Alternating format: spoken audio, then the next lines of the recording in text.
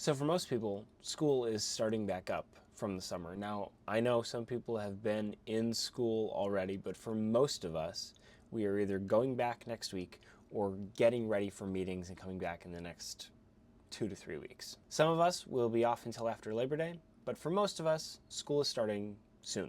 Kids are excited to be back. Teachers are excited to be back. If you're a building leader or maybe a district leader, hopefully you're excited to come back too. We have something really special that happens, and it only happens once, and it only happens at the beginning of the school year, and that is people are excited to be back. They're excited either for a fresh start, maybe it's a new classroom, maybe it's a new building, maybe it's a new grade. Whatever it is, people are excited. Now with that excitement comes a little bit of nervousness, and that's not always a bad thing. That means you care a lot about it. You want everything to go well. What I want to talk about in this is geared mostly towards those building leaders or district leaders. You have people that are excited. Do not crush that. Do not welcome everybody back and then put them in a room for 8 hours for the next 2 weeks going over bloodborne pathogens training and the new district fire plan and what the new curriculum model is going to be and what the new pick your training system is going to be. Don't take the love people have for their job, the excitement they have to get back into their job, and say, okay, well, we're going to do everyone's least favorite thing for the next 2 weeks. Now I can hear you saying, well, we have to do those things. And some of them, yes, some of them are very important. And some of them are not. Let's be honest about it. Some of those things are not important. If you haven't looked at every piece in the last year and gone, do we need to do it on this day?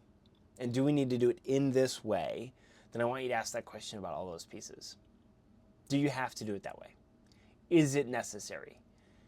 And if it's not, get rid of it or change it or find a new time to do it that works better for people. But do not take this great excitement that you have given to you, it falls into your lap every year when school starts, and just choke the life out of it. Don't do that. And if you're a teacher watching this and you are going to sit through one of those meetings, just know that the majority of the time, the person knows you don't want to sit through it and you have to sit through it anyway. They have to, it's just a requirement. Some of those things are like that. So if you're sitting through a meeting like that, just cut that person some slack. Unless their meetings are all like that, and then, well, maybe send them this video so they can see it and try to not kill the excitement that you have. When I first started as a principal, the previous principal still lived in that town. I saw him often. He still helped out at the school for stuff. He was actually a great building substitute that we had. And every year when I would see him, he'd talk to me a little bit about how the year's going to go, and he'd end it with, this is going to be the best year ever. And he was really good as a principal, and he had a lot of best years ever.